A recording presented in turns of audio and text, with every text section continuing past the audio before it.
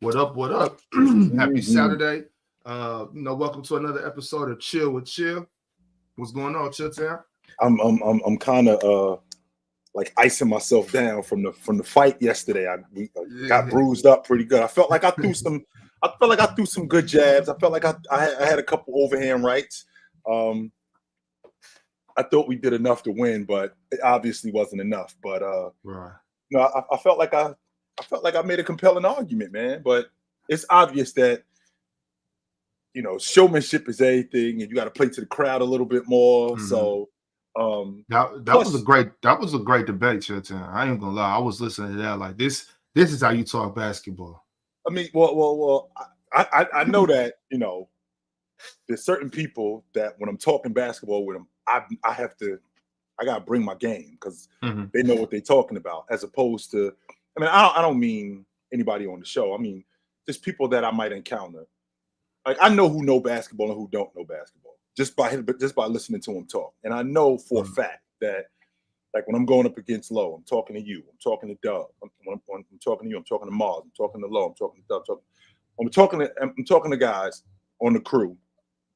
I need to know what I'm talking about. And I felt like yesterday, my argument was, when you're talking about a top 5 playmaker all time, right? When you're talking about a top 5 playmaker all time, it's important to recognize other top 5 playmakers and what they do and where the separation is. And the disconnect that Mars and I had, the disconnect that Low and I had, was with the scoring. And my logic was Stockton was a scorer initially. And what they left out was, and I had mentioned this yesterday, in the middle of the 88-89 season, they had a coaching change. So Frank Layden steps down, and Jerry Sloan is now the new coach. They go from being a top 5 team in pace in the league to being at the bottom of the league. Now the game slows down. Stockton is a transition point guard. And a lot of his game is predicated on him playing fast. Well, you miss out on him scoring as much because now the game's slowing down. That doesn't mean that he can't score in the half court, because he could score in the half court. He was damn good scoring in the half court. It was just that a lot of his game was predicated on speeding up the game. And right. I think that point got missed. Yeah, definitely. And with that being said too, sometimes like for the judges or even the chat, sometimes it's hard to catch every point that we make. Although that's the job you're supposed to be doing. You're supposed to be paying attention to the debate at hand. But sometimes it's happening so quick, So yesterday we kicked it off with Lamont and Damo. Right? Yeah, Lamont and Damo. Lamont and Damo, and Damo took care of business. Did you check? Did you see that one? I didn't see that one. I did not see that one. No, I didn't. But from what I understand, Damo handled him. From what I understand, Damo handled him. Damo's a good debater. Damo's a damn good debater. Damo brings facts, and Damo doesn't allow you to trip him up with goofy logic. That's just not who he is. So I dig debating with Damo, no doubt about it. I didn't see that though. But the one that I was the most interested in was you and Ticket.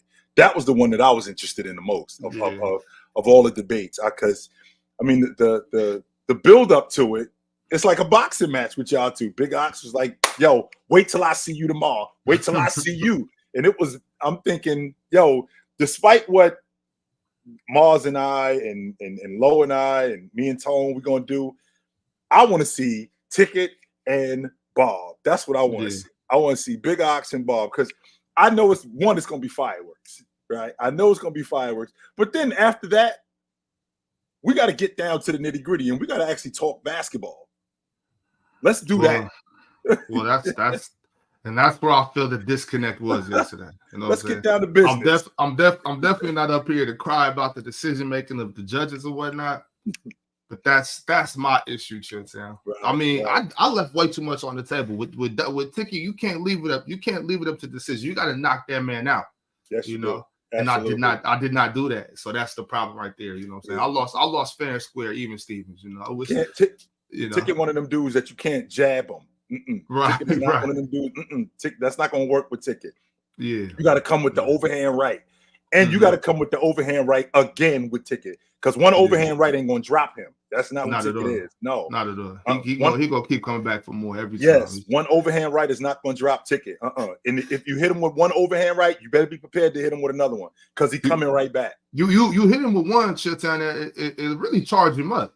Absolutely. That'll turn him up even more. So Ticket is one of them dudes that you can needle him, you could keep needling him and hit him in the body, but ultimately, you got to go after Ticket. You can't let him off the hook. You cannot. Yeah, that was a great day at the base, man. Once again, I want to shout out to everybody, including you, Chilltown, including me, everybody that participated in that yesterday.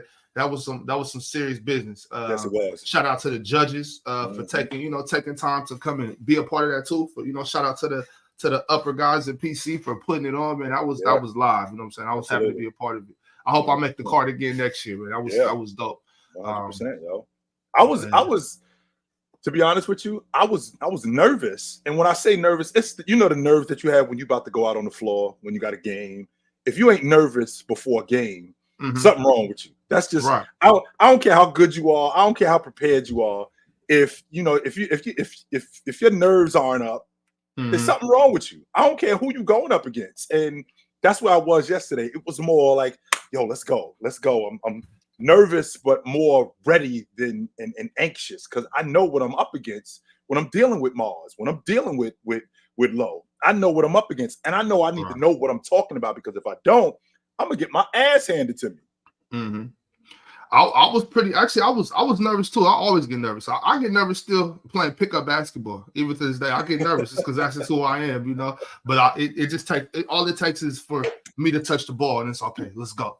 So yesterday, I was actually nervous until Tickets start pulling out that money. It's kind of what you call it, Big Ox. It's like a football player. Like once you step on the field, once you get hit, all right, I'm ready. Let's do it. Right. So I was like, okay, cool. Let's get it in. That was great. That was fun, man. I can't wait for Monday. I can't wait for Monday so we could all get up on the pedal and discuss things. But I will say this though. This is my only thing I'm going to say. I'm not going to complain about yesterday too. But I do want to say this. If they give us a minute to debate and you spend 30 seconds of your minute just talking junk, you know what I'm saying? I feel like I should be a knock. You got to if you don't got no facts for these other 30 seconds, you know what I'm saying? Just say that, But that's all. That's the entertainment value of it. That's the rock. That's the Stone Cold Steve. That's that part about it. That's the entertainment value. But in the end, if we actually in a debate, like you said, Big Ox, what are the facts? Let's discuss the facts. Yeah. That's all, but man, hey, that was fun. I lost even Stevens, I'll get it back. I'm gonna get it back. It's all good. Let me check out some of these super chats we got. First and foremost, we got state champ Francis. Became a YouTube member. Welcome to the show, brother. Welcome to the show. Absolutely. David is still. Chat was biased as F. Chill and Fluent was down 1 point from the jump. So we're already behind the 8 ball before we even get going, right? And here's the thing, Dave. When you're dealing with young people that they only see the game one way, there's really no change in their mind at that particular time. I'm older now, so I don't just see the game one way. There's certain guys that there's certain things that I don't think change, but there's a lot of things that do change, like the big fella, for example. The big fella handles the basketball a little bit more, right? The big fella is running the break more. The big fella plays on the perimeter a little bit more. I recognize that change. I recognize the change in guys shooting the long ball more. I recognize that. So because I recognize that, I got to get with the times. But that doesn't negate that there's certain things on the basketball court that other guys, this will never change.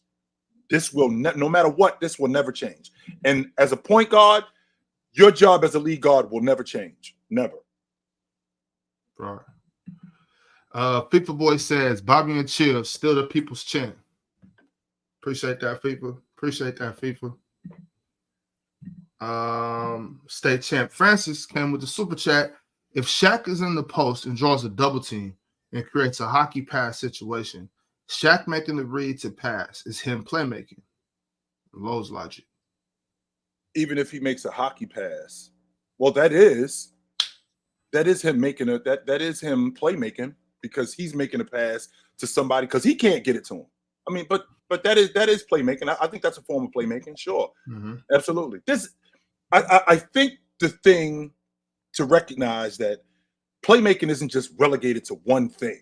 Like a lot of people think that playmaking is just passing. Oh man, playmaking is a whole bunch of things. A whole bunch of things, B. Not just one thing. Right. Donovan Samuel says, great entertaining debates yesterday. I thought Ox shouldn't have gotten dinged by the judges for not getting the player's height correct. They docked you for that, Big Ox? Yeah, I mean, I said Keegan Murray's 6'9", 6'10", and if you ask me, Keegan Murray's every inch is 6'9". But hey, they said he's 6'7", 6'8", so whatever, you know. I mean, damn, Big Ox. It ain't like you said he was 6'2" and he's 6'9". Right. I was one inch off, I guess. All right. We docking you for okay, my fault. Man, I got docked for bringing notes. I got shocked. Damn. Oh, Donovan Samuels gifted 10 Players' Choices membership. That's what's up, Donovan. Appreciate you, Absolutely, brother. Absolutely, brother. No doubt. Yeah, that's what's up, Donovan. Good looking. Let me see. So yesterday we did have some basketball games, though. Yes, we did. You know, it wasn't only Black Friday debates yesterday, even though I know that was the highlight of most of our days yesterday. We did get some hoops in. What'd you think about it? Well, I want to start with your boys. There's a number of different games that I want to get to. I want to talk about Houston. I want to talk about Denver. I want to talk about the Knicks and Miami. There's a number of different games I want to talk about. But the game I want to talk about in particular is I want to talk about your boys yesterday. I liked what I saw. I never felt like at any point watching that game that you weren't in control of that game. Even when Minnesota had cut the lead, I think they cut the lead to 11. At one point, they had cut the lead to 11 in the middle of the third, and they had went on a run. I never felt like you weren't in control of that game. I don't love De'Aaron Fox shooting the ball 32 times. I don't love that, but I do love the 12 assists, and I do love the attention that he attracts too. Like when he gets in the lane, a lot of people don't talk about De'Aaron Fox finishing at the rim. I knew this, but he reminds me from time to time. De'Aaron Fox will throw it on you. Stand underneath that bucket like you that bucket like you a log, and he will throw it right over the top of you. Don't let the fact that his height, don't let that fool you. He's a ridiculous athlete. He's incredible around the rim, 100%. He's an awesome finisher. I thought he did a good job of getting Sabonis involved. Trey Lyles made up for no Keegan Murray yesterday. Trey Lyles made up for no Keegan Murray yesterday. I felt like he stayed within the offense of what y'all was doing. Right. So that's just so you don't I don't want you to move past that. That's what we've been missing. I've been saying Trey Lyles hasn't played yet. This is only Trey Lyles' second game. Right. And I don't think people realize how important Trey Lyles is to our basketball team. He is 100%. I just want to shout out Trey Lyles. 100%. So now that's another guy that's added to your rotation that brings what you didn't have. What you didn't have, now you have that. So I think he went 3 for 5 on the long ball yesterday. Minnesota really misses Jaden McDaniels because defensively they struggle on the perimeter. Don't get me wrong, Mike Conley's still serviceable on defense. He's not the all-league defender that he used to be. I don't think that. I think that your boys did a really good job in making Anthony Edwards take tough shots. He gets me in this Jason Tatum mode where sometimes I just want to, because he falls in love with the long ball on him. He took 21 shots yesterday. 7 of them, I think 7 or 8 of them were from the long ball line. And he only took 3 shots in the mid-range. And with him only taking 3 shots in the mid-range, that doesn't expand his game. It does not. And I think that he let Trey Lyles, who got switched on him a number of different times, I think he let him off the hook with those long balls. Now, don't get me wrong, Big Ox. I think they were also behind the 8 ball because they fell in the hole, so they had to shoot the long ball a little bit more. But with you shooting the long ball a little bit more, that throws them in the hole even more because a lot of Anthony Edwards threes, those were bad shots, which sped the game up for you guys. That's why De'Aaron Fox was able to play as fast as he was. That's why Harrison Barnes was so good because the attention that De'Aaron Fox attracted got Harrison Barnes a lot of wide open shots in the mid range, even at the rim. Sabonis is one of the better. Like a lot of people don't really talk about Sabonis in terms of the 5-man spot, in terms of his skill set. They talk. I'm sorry, Big Eyes. They talk about his skill set. What they don't talk about is they don't talk about the consummate dirty work guy that he is. I love that about him, yo. Yeah. Him getting on the backboard, him being a presence defensively in the middle. Okay, he's not an all-league defender, but he is in the middle. He is in the middle, scuffing it up, right? He is in the middle, mucking it up. He is in the middle, getting dirty, which is what people aren't really prepared to do. He's prepared to do that. And I want to get to the bottom of one thing, and I want to make sure that we clear on this. Do not let the fact that Sabonis is a Euro, because I've heard this in the past, Big Eye. Do not let the fact that he's a Euro fool you. There's nothing soft about him. That dude is not soft. No, he is not. Don't let the fact that what happened between him and Draymond fool you. That dude is not soft. He is tough as nails. He's one of those guys that you do not want to go up against. But I like what I'm seeing with your boys, yo. I do. Yeah. I like what I'm seeing with your boys. And the thing, too, because, I mean, DeMarcus, now, he's like you said, he's not an all-league defender. But you can see DeMarcus contesting shots to the rack. He gets up with verticality. He's not a guy that we're going to have to game plan like, oh, DeMarcus is going to hold down the paint. We got to, we're not getting any of that. But he's there, you know what I'm saying? He's there, which is a lot more you can say for some of these guys. It's a mental toughness because it's night in, night out. He's playing physical. One thing I wish if I'm not mistaken, when he was at Gonzaga, I could see him come with the right hand jump hooks and whatnot. He does everything in his power to not go right. And only time the ball touches that's predominantly left-handed guys. And the reason why that's predominantly left-handed guys is because it's difficult to cover lefth-handed guys. They so used to what I call them is very left-handed. James Harden, Zion Williamson, Ginobili, very left-handed. The only time the ball touches right hand is to go back to the left hand. That's it. Right. That's the only time the ball touches right hand. It's just to go back to the left. And Sabonis coming out of college, he had a bag, especially in the post. He could do that. He could score over his left shoulder. He could score over his right shoulder. He could score in the mid post. But when he gets on that team with Russ in Oklahoma City, I mean, that's not really his role. He's basically just a dirty work guy. His offense expanded when he got to Indiana. He became a 20 and 10 guy. That's when his offense ended up expanding. But he could do that 100%. Obviously, he can. Yeah. Well, I liked what I saw last night. I didn't catch the whole game. Honestly, I only saw from around the time you were talking about, like the middle of the third, and the Timberwolves seemed like they were going to bring it, keep coming back and forth. But the Timberwolves, that's one of the teams that I was actually kind of worried about. So it was, it's not playoffs or anything, but I was happy that we got that W. They didn't have Jay McDaniels, but we didn't have Keegan Murray. So I still don't think that with that Timberwolves squad, like I said, they really miss Jaden McDaniels, but this dynamic between Rudy and Cat, this thing actually can work if they go to it more. Very much like what Cleveland is doing with Mobley and Jared Allen. Yo, this thing could work between y'all two dudes too. And it does work. I mean, Rudy, I think he had 12 or 13 points last night, 5 for 8. I don't think they go to him enough around the basket, to be honest with you. I don't think that they go to him enough. When you got a big guy that gets that big around the basket and he shoots that kind of percentage, you got to get him involved more. You have to. You have to get him involved more. And that's what I say about Rudy a lot. They say Rudy's not an offensive threat, and I beg to differ. Because Rudy Gobert, he's a lob threat. I mean, he's not a guy, okay, we're gonna just dump it down to Rudy. We're gonna ride Rudy all day.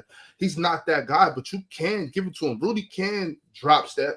You know what I'm saying? Rudy can put up a jump hook. He's not gonna wow you with Hakeem Olajuwon type footwork, but you can dump it down to him. He's also an offensive rebounding threat. That is a threat. So I would say that Rudy and Cat or Jared Allen and Evan Mobley a level up. Although Evan Mobley is a better defender than Cat, still I still think that's it's kind of like how you talk about Jason and Jalen and Kawhi and Paul George. Like this is who they were supposed to be. Right.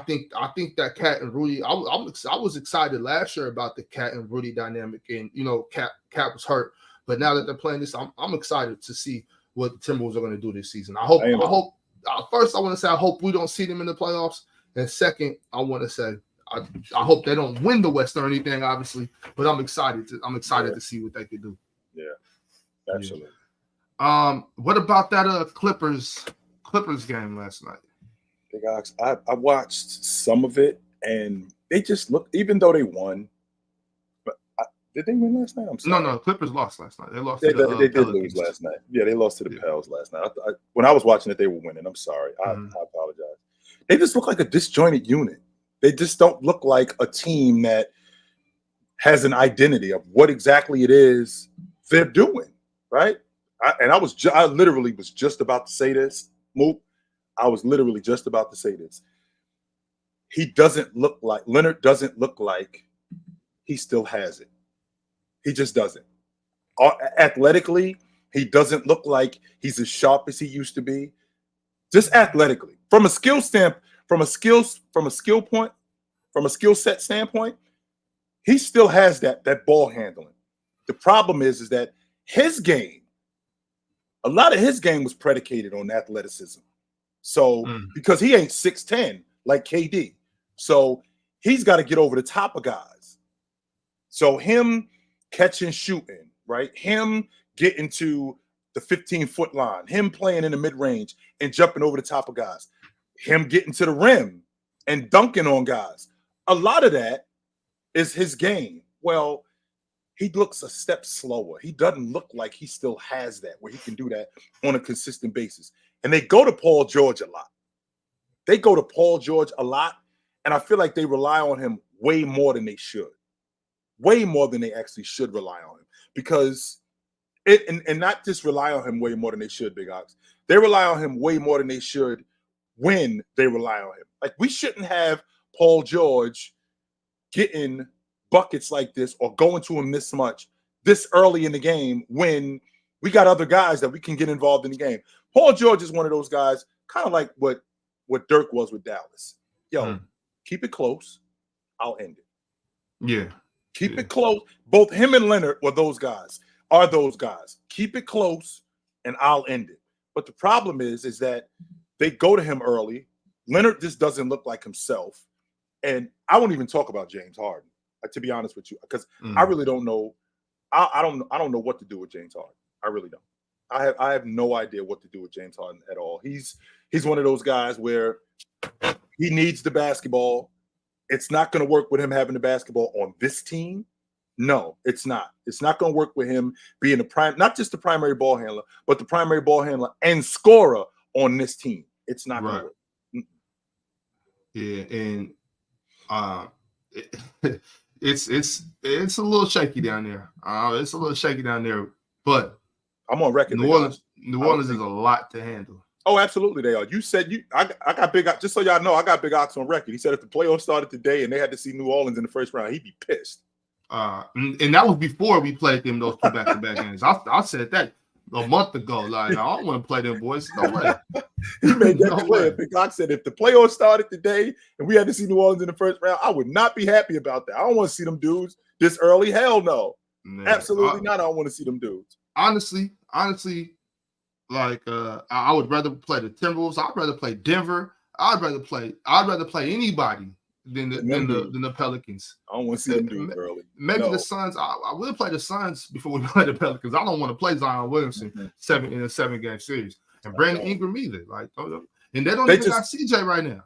They don't. CJ is not there. They still are able to play fast. A lot of their defense has actually gotten better, and I'm a Herb Jones stan, so he's been fantastic for them. So I'm not all the way in on New Orleans, but I'm still waiting to see him with Zion. I just hope that he can hold up more than anything. If he can hold up, I think they're going to be a problem. I think they're going to be a huge problem. But all in all, I'm out on the Clippers. I've been out on the Clippers, and I'm out on the Clippers. Yeah. Holy King, yes, we're We're not worried about the Warriors. We'd much rather play the Warriors than the Pelicans. Let me see who we got back here. Young Aku, I think. All right, let's go. What's up, brother? What's going on, fellas? That's what up? That's Aku. Yeah. I don't know if y'all ever seen Samurai Jack, the villain. I was on here a couple months ago, but I think that's anime. It's a cartoon. Okay, but really, I came on here to speak about the Florida teams. You know, Orlando's been balling. You know, Miami. You know, even though we lost yesterday to the Knicks, I felt like we showed. Well, I felt like the Knicks, they showed a little bit more fight than us yesterday. We do have a couple of injuries, but it is a regular season. But I really came on here to talk about Orlando. Chill. Big Ox, I got to tell you right now. I'm telling you this right now. Saturday, November the 25th. If the playoffs started today and Orlando and Boston's in the first round, I hate this matchup. I don't like it. I hate it. What's coming? I see a 6-7 game dogfight with a healthy Jrue Holiday, with KP. I see a 6-7 game, basically bar fight. Mm-hmm. That's what I'm looking at. And the reason why I'm looking at that is because I see an Orlando team that has mismatch problems all over the place. Wagner getting downhill. Wagner in transition. Wagner on the box. He is great at just exploiting mismatches. Mm-hmm. Cole Anthony has been playing great off the bench. Suggs is actually now becoming the defender that people thought he was going to be. If Isaacs can stay healthy, like I said, if the playoffs started today in Orlando, if Boston had to see Orlando in the first round, how you feel about having to see New Orleans in the first round, that's how I feel about Boston having to see Orlando. I hate it. I'm like, no, can we get somebody else? I think it was during the playoffs last year. I had made a video, top 5 young duos. Mm-hmm. And I believe I had Orlando, Franz and Paolo 1 or 2. That's you don't want to see Franz Wagner. I'm telling you, I think Franz Wagner is the best player on that team. Nah, I gotta disagree with that, Alex. That's fine. No, I'm not gonna argue about it, debate it, or anything like that. You're probably right. I'm just saying. I think he is right now. Yeah. I think Paolo is going to be. I don't think Paolo is better than Wagner right now. No, I don't think. I think he's going to be. But defensively is the biggest. Defensively is the biggest is the biggest deal with Orlando. Like, these dudes play defense on the perimeter. Cole Anthony, Suggs, right? And the way that they Franz and the way that they switch, their switchability is really good. I can't say it enough. If the playoffs started today, I'm saying, see if we can lose a game where we don't got to play them dudes in the first round. Yeah, you know what though, y'all? When coming out of Michigan, I didn't even know about Franz. It was Mo Wagner back when he was coming out of Michigan. I was like, he's the truth. And then it took a little bit. He kind of disappointed a little bit. I was like, damn, Mo, I thought you. And then I seen Franz Wagner play in Michigan. I'm like, he got a little brother. Okay, it's on now. Who's nice out yesterday? Yeah. Yeah, Jamal Mosley got them boys playing really well. I don't know what it is. The issue that I'm having with your boys though is, which burns me with a lot of teams. Like you'll blow the Lakers out, you'll blow Boston out, and then on a Tuesday I'll catch you in a dogfight with Charlotte, and I'm like, what are we doing? What's going on here? Them boys still young, they still learning how to play the game, but otherwise they one of them young teams that's up and coming. League's about to be scary in a few years. Are you a fan of the Magic, or I'm a Heat fan, but right. I root for the Magic. I'm a Florida boy, so I try to root for all my Florida teams. I'm down here in Florida too. I've been watching Paolo since he was in high school, so I've been following him for a little minute. I'm a fan, so as far as the Knicks in the Heat, I thought that you took your foot off the gas. You spent all of it in the third quarter. You spent all of it. And the Knicks didn't roll over. They kept playing. RJ Barrett stayed. Yeah, they kept playing. You guys thought that they were going to roll over because they smoked them in the third quarter. Big Ox. I think they went on they went on something crazy like a 30-10 run. And we was up by like 20, 21 or something like that. They're doing 20 in the hole, and next thing you know, the Knicks is back in this thing. This thing goes from 21 to 17, from 17 to 13, and next thing you know, we got a ball game. We got a ball game. The thing that I hate about the Knicks, and I am going to use the word hate.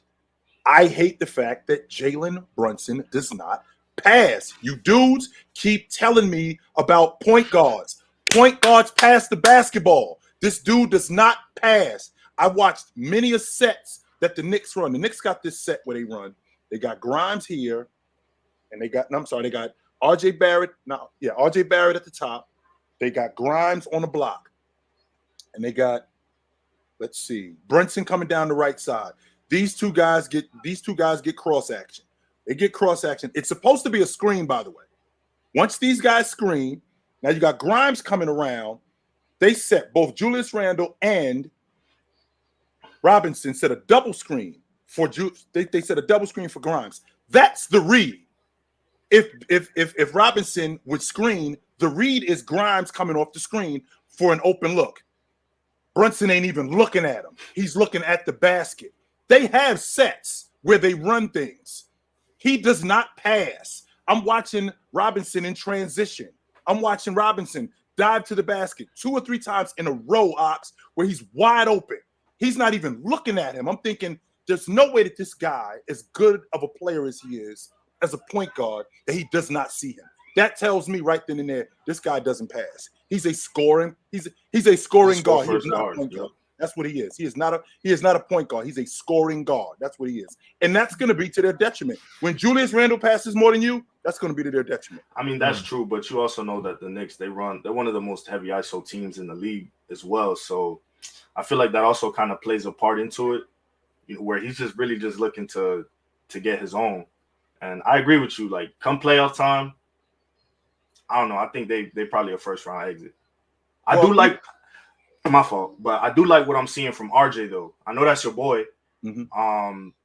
Man, he's really rounding out to becoming a decent player. Right. Like, I'm seeing him defensively. I'm really seeing him, really just get active.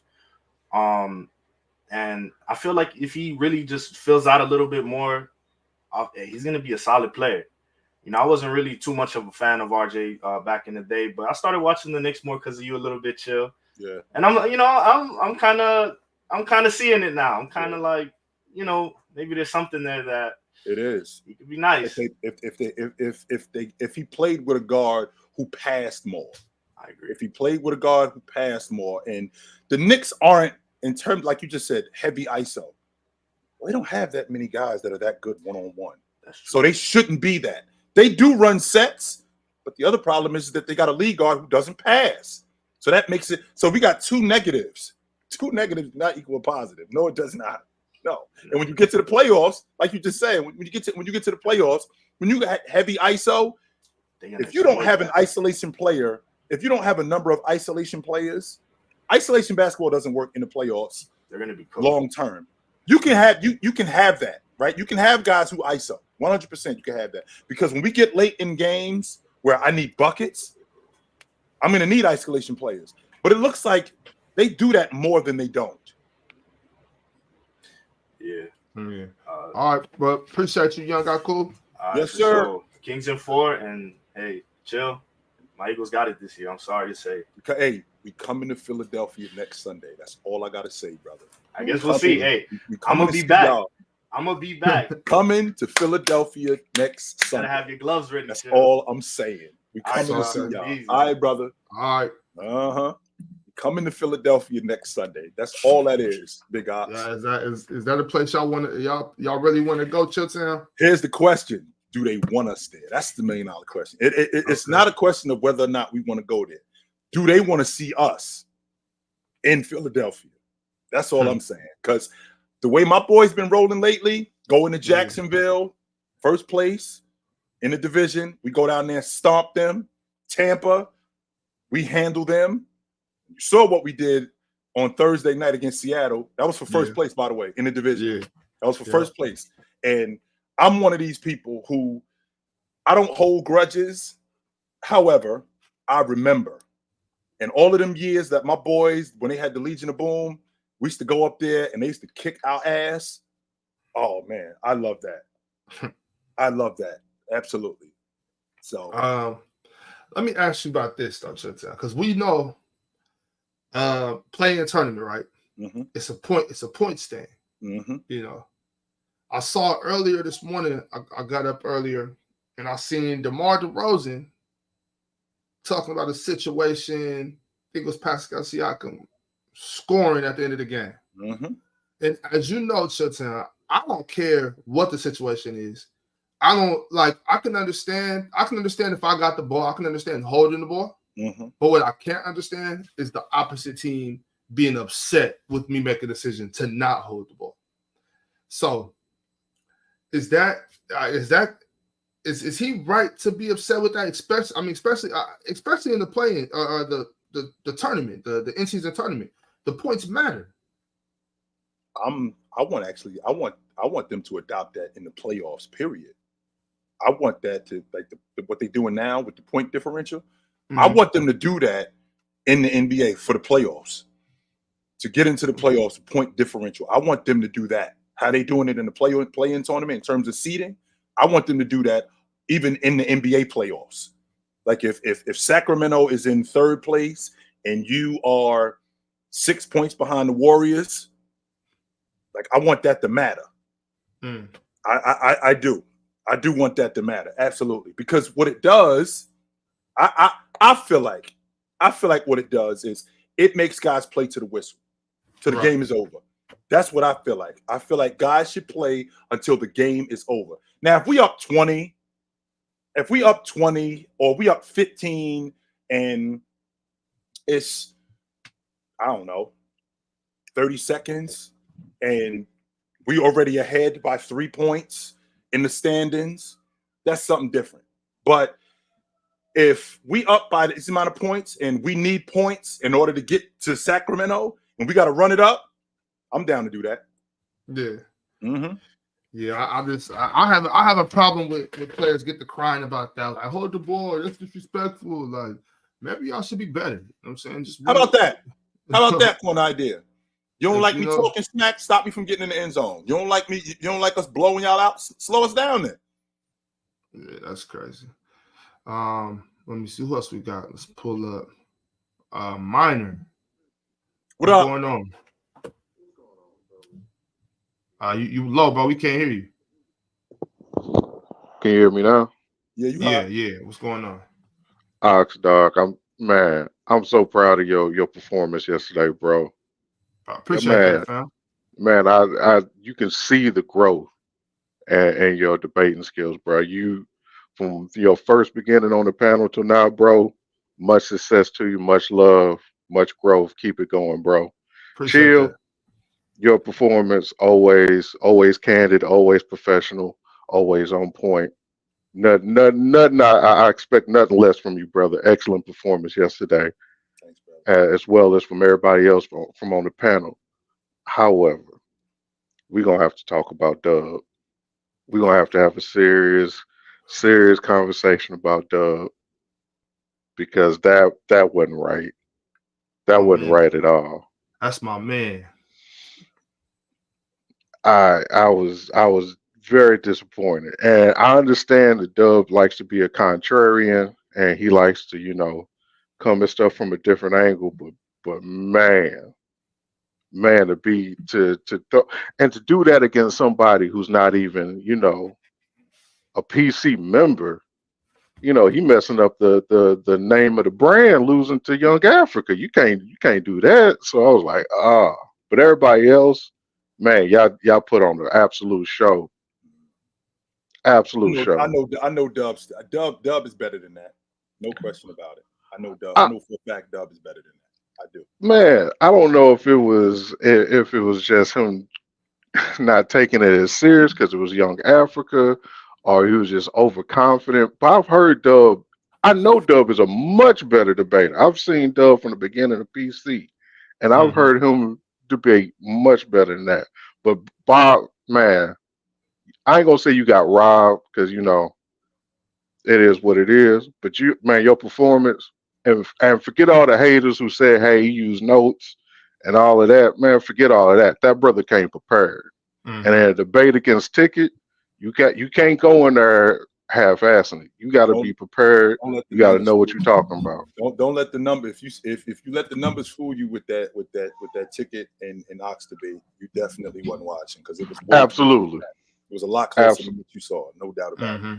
Absolutely. I will say this though, about the Dub and Young Africa debate. Africa ain't nothing to play with. I don't know if y'all be seeing. I don't know if y'all be seeing Africa on FIF channel, other channels. He's serious. You know what I'm saying? I've been on the screen with Africa many a times. Africa pulls up to my late night show, the Graveyard Shift, quite often. And so if that was the thing, if Dub was sleeping on Africa, then hey, that's just what happens because Africa ain't no joke. Yeah, y'all gonna have to give Dub like a gimme. He didn't ran against some monsters these last 2 years. I might have to give him a gimme or something. Like let him beat up on what was my man? Not Scruncho. What's the dude? The old Ticket Money. Shiloh. Shiloh. Yeah, you might have to beat up on Shiloh next year and get him an easy one. Against Fluent and against Ticket, man, that's a tough order to come up against. But not like that. That's all I gotta say. Other than that, fellas, keep up the good work. I'm gonna continue to support. All right, brother. Appreciate you. When's the next champagne room, Ox? Hey, you gotta turn them notifications on, brother. Mike actually, I'm working on some scheduling things. Might get one in tomorrow, but excellent. Oh yeah, always. Good time, fellas. All right, absolutely.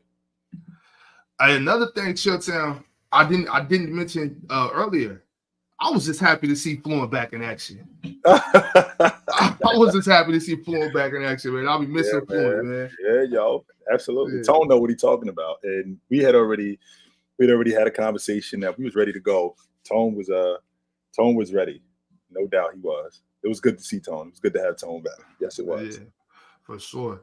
But so we little over a month into the season, right? Just a little bit over a month. How is this month of the season shaping up in comparison to other first months of the season that we've seen recently? Like, are we excited about the rest of the season? Is it competitive looking? Has the in-season tournament shifted the competitiveness of the league? What are we looking at? It's exactly that, Big Ox. It's the in-season tournament. It's shifted how people look at what the playoffs could look like.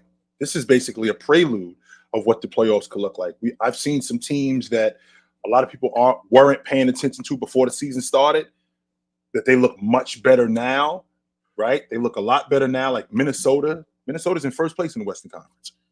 Orlando was in second place in the Western Conference. I had Orlando as a play-in team. I did not think that they were going to be this good. I had them as a play-in team, but how good they are, not just how good they are, how young they are, basically a team that's on the rise, and the fact that they should be on TV more.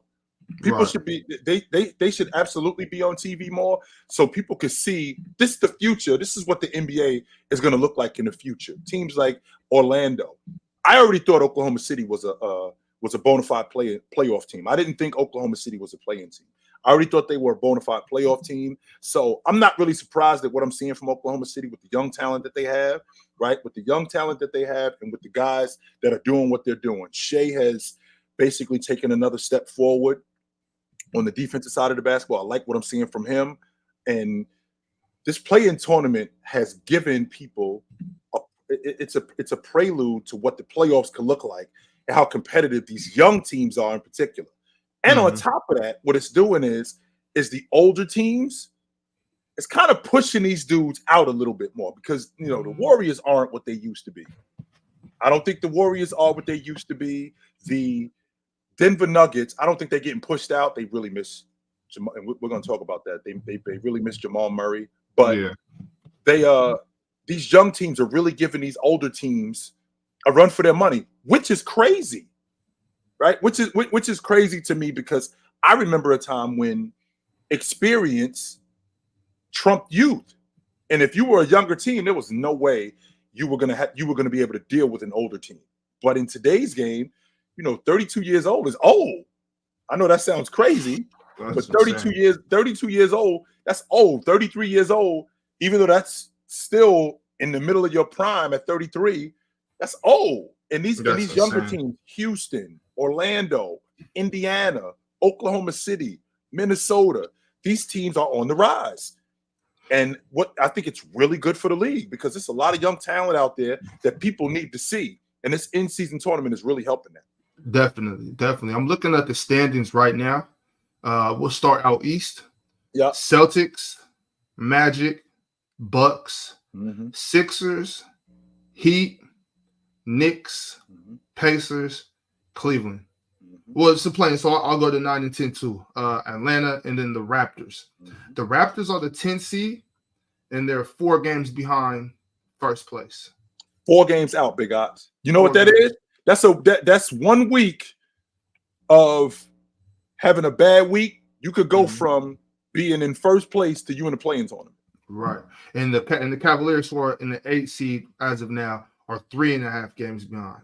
So 3.5 games. So they're 3.5 games out of first place. 3.5 games out of first place. Yeah, 3.5 games out of first place. And let's see, what are they? They 2.5 games out the 3 spot, which is where I had them. Right. Which is where I had them. They 2.5 games out the 3 spot. Which again, you know, the East over these last couple of years has been really competitive. Last year, this year, it's been really, and the rise of teams like Indiana, the rise of teams like Orlando, right? The rise of teams like that. The rise of teams like Cleveland, it's making the NBA much more competitive, and it's necessary too, Big Ox, because we're so used to James, KD, Curry, right? We so used to seeing these guys. That's not to say that I don't want to see them, right? It's not to say that I don't want to still see James. It's not to say that I don't want to still see KD, because I do. I still want to see these guys, but we're getting close to that time. With these guys, we are getting close to that time with these guys, and with us getting close to that time with these guys, these young guys need to be showcased more. Right. I'm on record, Big Ox, saying that I don't want to hold a young guy back for an older guy off reputation. Oh, I'm not doing that, man. I'm not doing that. Gotta earn it. Now out west though, they're both. They got the Timberwolves 1 and the Thunder 2. I'm not sure if they played already. Maybe they played already, and the Timberwolves beat them because they got the Timberwolves at 1, Thunder at 2. They're both 11 and 4. Right behind them, we got the Mavericks, then the Suns, and then the Nuggets. I'll stop there because those top 5 seeds, the Nuggets are a game and a half behind first place, and they're the 5 seed. Right. Then the Kings are 6. Rockets 7, Lakers 8, and the 8th seed is 2.5 games behind the first seed. 2.5. And then to wrap that up, we got the Pelicans 9 and the Warriors 10. The Warriors are the 10th seed, and they're also only 4 games behind the first seed. So, I mean, I know it's only been anywhere from 15 to 16 games everybody's played, so it might spread out as we go. But I don't know. I think it might stay pretty tight, especially out west. Well, at some point, because once we get into the dog days of the season, so when we get into that late December, January, and into February, that's when I think you're going to start to see some separation, because that's one of the most difficult parts of the season. Excuse me. That's one of the most difficult parts of the season. That stretch right there, right? Because there's guys who just and James is notorious for this. James has not been throughout his career. He's not really been that good in January. I don't know what it is about January, but he's just not.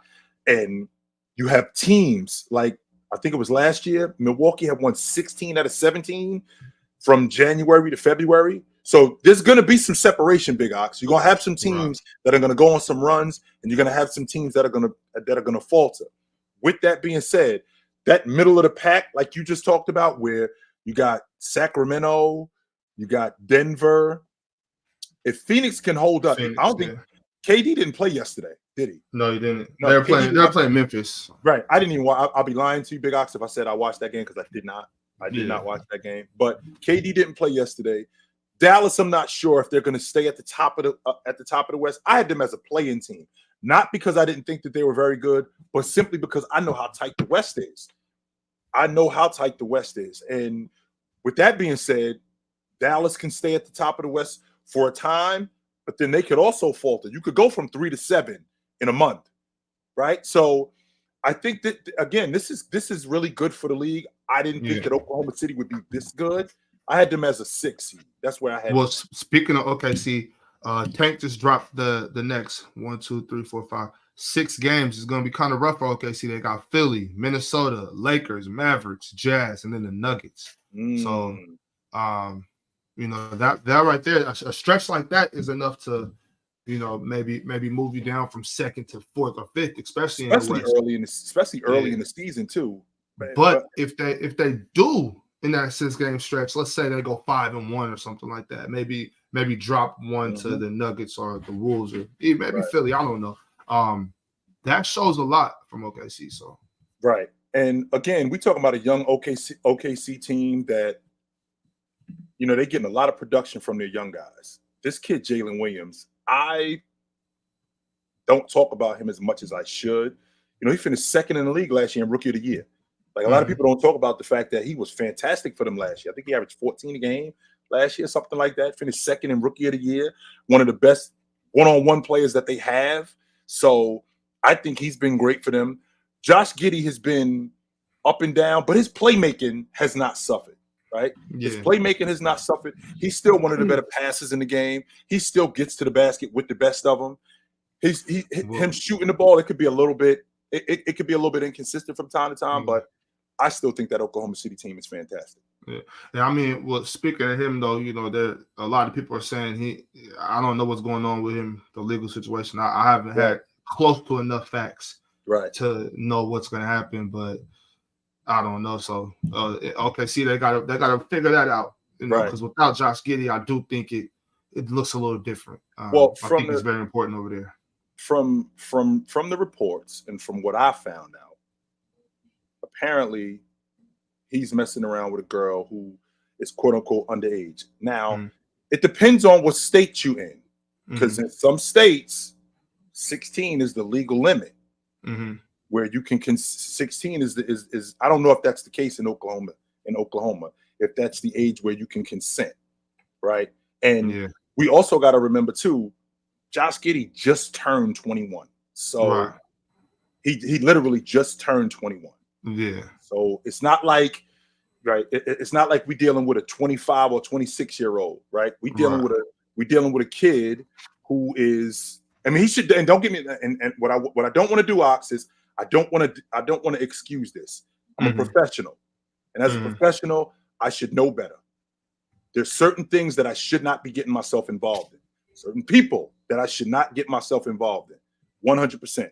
On the surface, it looked like it was just him being silly with a young girl, because with the film, the first set of pictures, her brother was the one taking him, so it looked like it was just him, just being silly with a girl. But then some other pictures come out where he's in a bathroom with this girl, and I'm like, wait a minute, yo, what's going on here, my man? What's going on here? It says she's 17 or something, 17. So if she's 17 and he was 20, I'm sure it's not going to be any repercussions for that. Right. Especially the fact that what I seen there or heard he met her at the bar or something like that, a club or something. So I'm like, if I'm in the club and I'm 21, 20, you know, however, I'm in the NBA, so I'm getting in if I'm 20, right? Yeah. If y'all let this girl in this bar and she's 17 years old, I shouldn't have to be IDing girls in this bar, you know what I'm saying, or this club. So I don't know. That's your job at the door. That's not my job. Right. That's your job at the door. I hope Josh used his better judgment and didn't do anything that, you know, that he'll regret. You know what I'm saying? And at the same time, I hope that young girl wasn't taken advantage of. I don't know what happened. Right. Wait, you know, so me neither. You know, I just hope everything ends up on the up and up. I never want to see anything like this go down, but we never know, man. I just think we in a wild ass time, you know, because you know we live in the era of social media where everything is on camera, everything is scrutinized. You know, we don't talk nearly as much about the stuff that went on. I mean, Derek Jeter is on record saying, if we had camera phones, I would have been out of the league in 3 years. Oh, man. He said that if we had camera phones back then, I would have been out the league in 3 years. I would have been over. Yeah. I know one thing too, and I'm not excusing this. Don't get me wrong, I'm not excusing anything. But all I know when I was in high school, all the 17, not all of them, but most of the more mature 17-year-old girls were all dating guys that graduated 2-3 years ago. I was a freshman in college, and my high school girlfriend was 17. I was 19. Yeah. My high school girlfriend, and I'm 18 years old. She was only 16. I'm 18 at the time. This is my girlfriend in high school. Yeah. And today I could probably get in trouble for that, considering even though we in high school together. I'm 18, right? I'm 18 years old. I'm a senior. She was a year behind me, but she was 16 years old. She was a junior, but she was 16 years old. When I turned 18, she was still only 16. I could get in trouble for that today. I know that's crazy. I mean, I've heard stories. My aunties and my moms, they're like, "Oh, we went to prom with guys that were juniors and seniors in college." They're like, what? Like, y'all could, those was the 80s and the 70s. I'm a freshman in college. My girlfriend's still in high school. That's still going on, right? So, yeah, we'll see. I don't know, man. Like I said, I don't want to speculate too much. I just hope that he didn't do anything they'll regret. But yeah, let me see. We got. I think we got a. Oh, we got a couple more super chats. Let me get to these. Y'all know super chats come first. Yes, they do. Ox and Chill. Thoughts on Lakers versus Mavericks game? I watched it. I did. I watched it, and two things that I highlighted. One of them for me is Taurean Prince has to make open shots. He has to make open shots, because if we're going to compete for an NBA championship, me as one of the glue guys on this team, I can't be the double team man. What I mean when I say the double team man, I can't be the guy that Big Ox is going, yo, chill with us. Don't worry about chill. He with us. I can't be that dude. No. And that's how they look at Taurean Prince. Oh, he with us. Don't worry about him. He's with us. I thought that he did a good job in involving everybody. I thought that pass to Anthony Davis at the end, at the rim, it sounded like the right play, and it might have looked like the right play. If it works, it's the right play. But in that particular situation, it wasn't. I thought Kyrie Irving was really good. I did. I thought Kyrie Irving was really good. But the guy that I pay attention to, the guy that I pay attention to the most on that crew, because I know what James is going to do. I know that Anthony Davis is going to be up and down. I know that Christian Wood is going to give you a certain amount of effort. I dig this kid Rui, man. I do. I dig how James has unlocked him, how Darvin Ham is trying to unlock him with speeding up the game. I knew that was going to happen when they traded for him. I knew it. I felt like he was wasting away in Washington. I felt like they weren't using him right. The fact that they weren't using him right, he just looked like he was average. When I'm watching him, I'm going, yo, this guy is a lot better than that. I think the Lakers got to do a better job. I think the Lakers got to do a better job in getting their role players more involved. And D'Lo, when you play in D'Lo and Reeves together, it just doesn't work, Ops, because you got two scoring guards. The reason why it works with James and Reeves is because James passes the basketball. It doesn't work with D'Lo because D'Lo isn't much of a distributor. He's a scoring guard, like Jalen Brunson. He will pass a little bit more, but he's more of a scoring guard than Jalen Brunson. I mean, then he's more of he'll pass, but he's definitely more of a scoring guard. So that's why it works with him and James. I think James could have attacked Kyrie Irving, but I mean that's part of it. That's just part of it. Yeah, people be upset about LeBron's willingness to pass, lack of aggression. But he's been dealing with it. The crazy thing, Ox, is he's been dealing with that his whole career. If he attacks a guy downhill, that's all he can do. If he throws the ball to the rim, he should have went to the basket. If he shoots a three, he can't shoot the three. It's always when you're that awesome, it's always going to be something. That's just part of it. All right. Let me see. We got one from my guy, Sports PSP. Start bench cut. LL Cool J, 50 Cent, Nas. Nas, Cool J, 50. Sounds about right. Lyrically, starting Nas, benching Cool J, bench cutting 50. Shout out 50 Cent. Jamal. Shout out member LL. for a month. Appreciate you, Jamal. Shout out Cool J.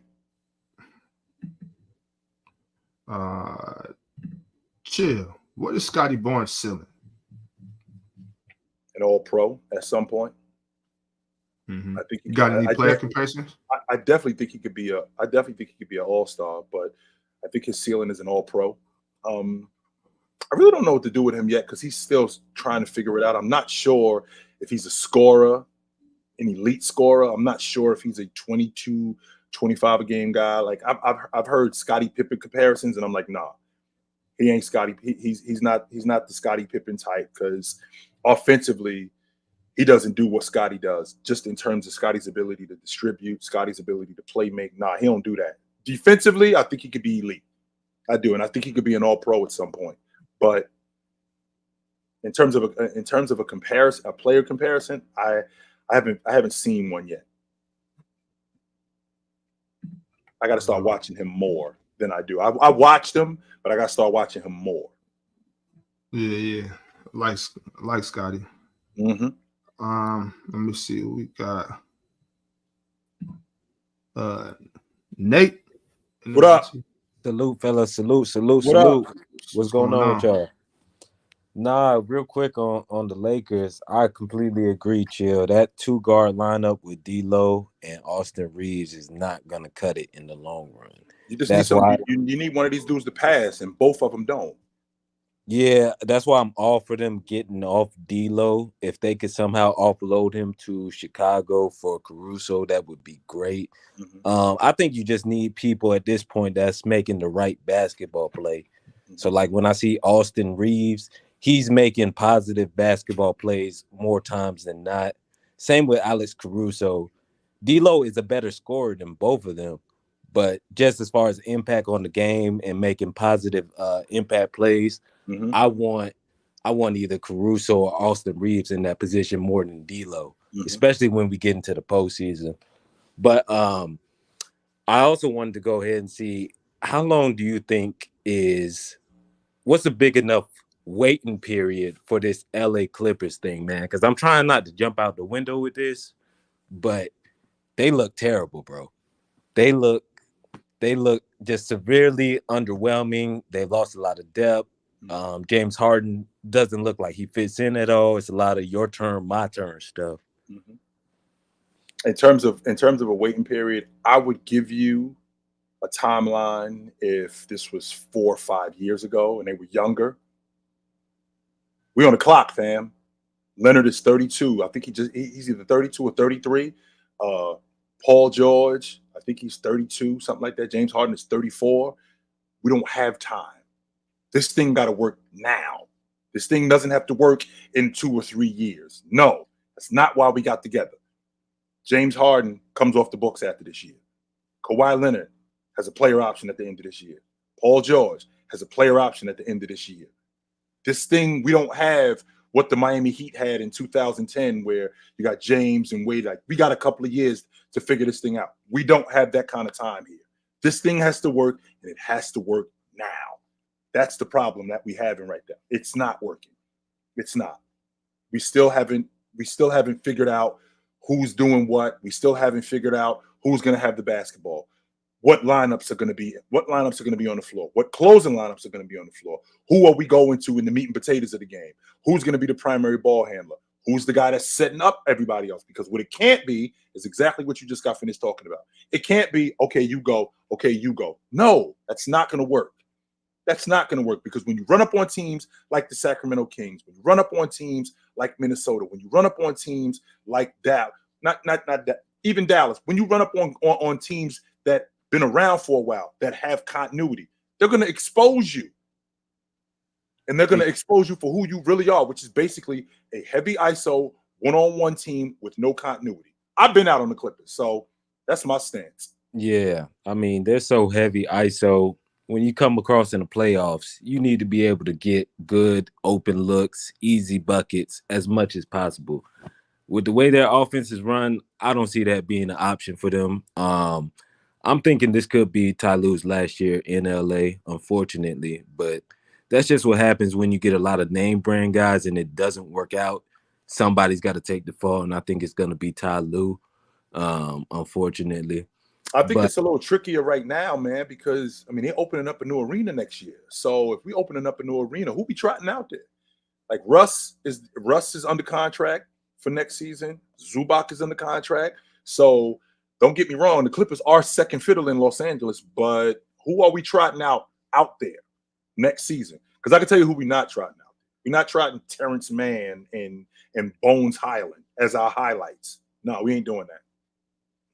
Listen, some people in LA just want to see you win. If that's what it takes to get them to win, I don't know, but I'm seeing they might blow it up. What do you think about the Nuggets? Excuse me, not the Nuggets. The Minnesota Timberwolves, as far as their chance to make a deep playoff run. Because I'm seeing them. The more I watch them, I'm seeing legitimate chances for them to be in the Western Conference Finals. What I'm seeing this season was what I anticipated last year, but Cat missed 54 games. So with Cat missing as many games as he had missed, we didn't really get a chance to see him and Rudy be what I see them being now in terms of continuity. The defensive team that they are, I told Ox this earlier, they really miss Jaden McDaniels. When he's healthy, they got the best defensive team in the league. Jaden McDaniels is arguably the best perimeter defender in the game. Mike Conley is still a great perimeter defender. Anthony Edwards, I don't love his shot selection, but it's because he's young.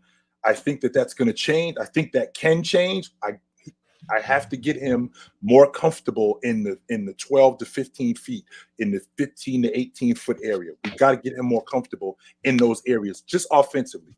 Defensively, he's going to compete. That's not a question. Defensively, he's going to compete. Rudy's going to rim protect. Rudy's going to rebound. Rudy's going to man the paint. Naz Reid, one of the better dirty work guys in the game, which I love that about him. Again, we're talking about a Minnesota team that, with this collection of guys, when you see them healthy, what I'm seeing now, I didn't have them as the number one seed. I'm not going to say that, but what I did have, I thought they were a top 5 seed last year, and I still feel like that this year. And if you remember when they played Memphis 2 years ago, every game they had Memphis in the chokehold. They signed Rudy because they didn't have that dirty work where we need guys to rebound. We need guys to rim protect. We could score. We just didn't have that other stuff. Now they have that. And now that they have that, if they can maintain that, I could see them making a run in the Western Conference champ. I could see them making a run in the Western Conference. Yeah. Last but not least, last time I came on here, which was a while ago, you was on the very verge of having Steph Curry in your top 10. Has he entered your top 10 yet? He'll never be better than Kobe Bryant for me. I can't see it. Yeah, I respect you for standing on business. It is what it is. Absolutely. Yeah. Yes, sir. Appreciate All you. right, for sure. Okay, let's see who we got next. We got Brax. I'm gonna bring you up with Cowboy because we got a couple people in there, so let's keep it moving. What's up with y'all? How y'all doing? What up? Good, y'all good? Hey, Cowboy. I know that Brunson better get off that pill. I know that. I do know that. But I'm convinced he's just a short shooting guard. That's all he is, Brax. Yeah, you don't expect him to be a point guard. He's a 6'1", 6'2" short shooting guard. Yeah, he's just a short shooting guard. He's not a point guard. Get off the pill. Because I remember y'all had a conversation a while ago about like what makes a combo guard. I don't think Jalen Brunson is a combo guard. He's just a short shooting guard. In my opinion, I think because I think y'all were like putting it towards height. Yeah. I think a combo guard is more of a skill thing more than it is a height thing. Like, I think it's like a shooting guard that can pass. Like, so if you put him at the point guard, he's fine. But not a shooting guard who can pass, a shooting guard who passes. Yeah, a shooting guard who passes. Like, he's best at the 2, but if you put him at the 1 because he passes, you're fine. I think that's what a combo guard is. So, like, So like James SGA, CJ McCollum, people like that, those are combo guards. James Harden, yeah, combo guard. But realistic, like Jalen Brunson, that's just a shooting guard. I can't object to that. I really can't, because I watched this dude, and as a lead guard, the reads that he misses as a point guard. Yeah, he misses reads like crazy. I just want to make sure I ain't going crazy, Brax. Oh no, he misses passes like. I'm looking at Mitchell Robinson diving to the basket with Kyle Lowry behind him, wide open. I'm like, I know that we live in an analytical era. Yes. But the last time I checked, if the big fella is at the basket, he wide open, give him the pill. Straighten me out, please. Please straighten me out. Please straighten me out, yo. And I want to attest it to the fact that the Knicks are pretty ISO heavy, and since he's like the main scorer, you know, sometimes when you're putting in a role like that, you think you got to do it yourself. But that's his game. Brother, pass the ball. Like, please. You had 3 assists last night. 3. Crazy. You gotta call the funk police on him, yo. That's what I'm saying, bro. Like, he's a shooting guard, like you said, bro. He's a shooting guard. I think most of the guys in the league are combo guards, to be honest. But yeah, there's a lot of combo guards for sure. But Dame is definitely one. He's a combo guard to me. No. Oh, you know what? You know what? Yeah. I think you can make that argument. But Dame gets off the pill, though. Yeah, so he gets off the pill, though, but he does. So you think he'd be Steph Curry too? Combo guard. Do you think Dame would be better if you put him at the 2 and you had like an actual like playmaker, or like you got to have a big playmaker like a Halliburton or something like that? I think Dame is more of a point guard than a combo guard, but he can play in the combo guard spot. He can play in the combo guard. Yeah, I think he can do a combo guard. But me personally, I think Dame is a point guard. I do too. I don't necessarily. He can be a combo. I see your logic as he can be a combo. Yeah, realistically, that's all I mean. Yeah, he's a point guard, but he can be a combo. For sure. Because there ain't too many pure point guards in the league right now. It's for real. And I'm not. And again, what I don't want to. I want to make sure that I'm clear with you dudes. I'm not that dude that's walking around here at 82 years old saying that Bob Cousy the best point guard in the NBA. Oh no. Not him. Okay, I know that the game has evolved, and I know that there are guys. The game is different. Joker is different, right? Yeah, that's different. That's real different. I understand that, but there are some things, Brax, that don't change. And as the lead guard, one of your primary jobs is to pass the fucking basketball. I get that. See, I get that, but the game now, it's so versatile that like you can win by committee. Like, yeah, you have somebody who's gonna have the majority of assists, like Jokic. He's gonna have the most assists on the team, but realistically, you want everybody on that team to be able to make a good pass or make a pass that you would think an old lead guard is able to make, including your lead guard. Yeah, right. but your lead guard doesn't have to be the one that's able to make that pass. Right, he doesn't have to be. However, he should be able to. I shouldn't have to. He should still be able to. But I think please get you disconnect is back in the Bob 2010. 2010. He was the only got to go that far back. Supposed to do that. Right. Yeah, you don't have to go that far back. But I'm saying Rondo. Yeah, like you only had one person on the court that was supposed to do that. Jason Kidd. Even if that's true, Brax, I got a bunch of guys who can pass. When my primary ball handler, the ball sticks to his hands, that's not good for the unit. It's just not. Yeah, just like my big guy. If I got a big guy who I throw the ball into him in the post, how wide open the offense is today, my big guy should not be a black hole. He shouldn't be. Yeah, he shouldn't. And we essentially agree, because I'm saying everybody should have the same skills. Basically, nowadays everybody has the same skills. It's more about scoring now. Yeah, it's like we're in a positionless game, but at the same time, there's still some things based off of your height you need to be doing better than others. Yeah. Well, what do you think? What do you think? Trey is a combo? No, Trey. He could be a 2 guard if he needed to. He's just short. Nah, he passes way. He passes way too much. No, he's a great playmaker, but I feel like people forget because sometimes he takes bad shots. They be hating on him. I think the bad shots is what make people think he can be a 2 guard. When realistically, he is a point guard. He just knows how to score. Over 9 assists a game, like that. That's point guard to me. So you know how I said my definition of a combo guard is a shooting guard that can pass. I think it could be a point guard too. I That see. could That's score. why I disagree. I think there's a difference between a shooting guard that can pass and a point guard who scores.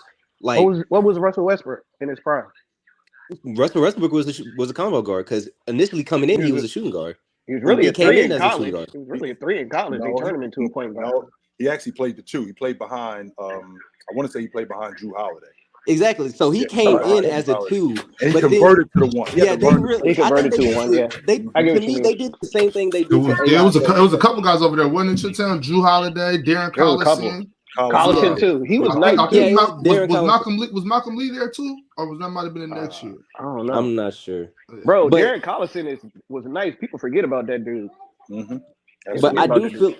But that's my thing. That's why I think Russ was actually a perfect example of a combo guard because he literally came in as a two, but then they realized, oh, he can play pass.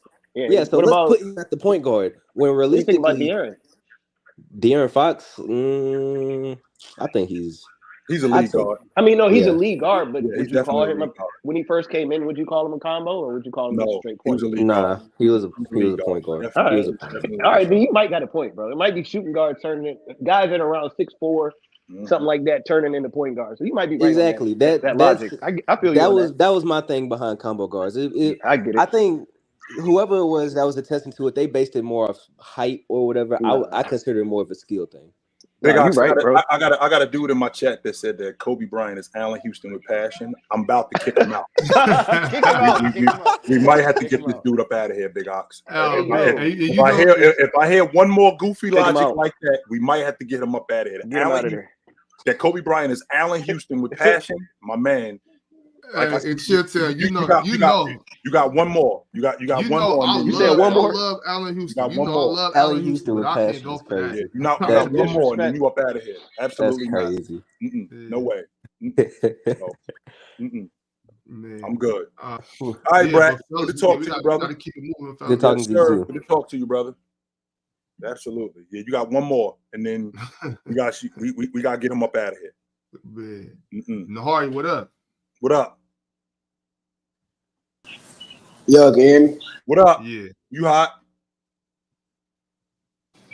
I just want to say congratulations to Ox and Chill. Y'all had great debates. Feel like my nigga Ox got robbed, but it is what it is. The people know you won. But I wanted to get Chill's. I want to ask Chill a question. How do you feel about Brook Lopez, Giannis, and Dame combined for 401 points versus the Wizards? I know it was the Wizards, but that's still impressive.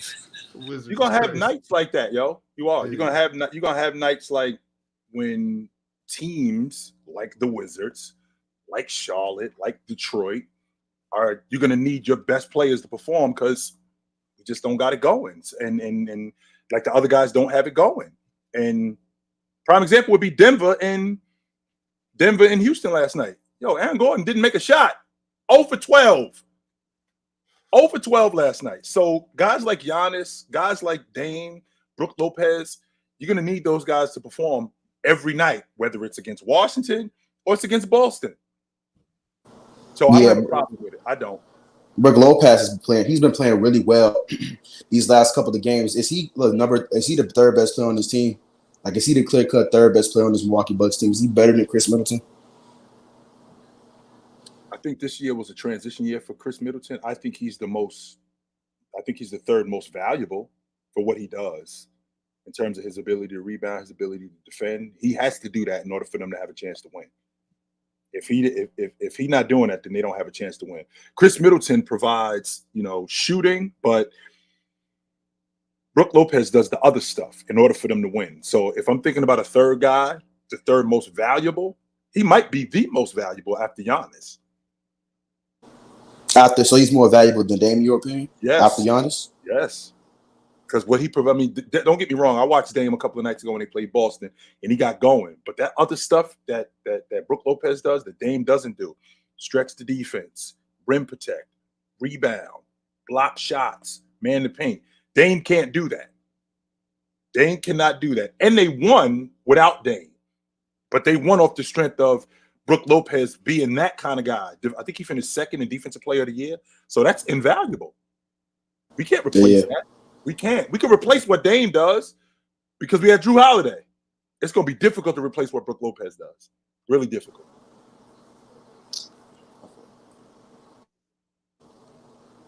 I can't hear you. You got anything else? We're gonna keep it moving. If not, oh yeah, I got one more question. A lot of people, the Bulls, they're really bad right now. I hope they can blow this team up really quickly.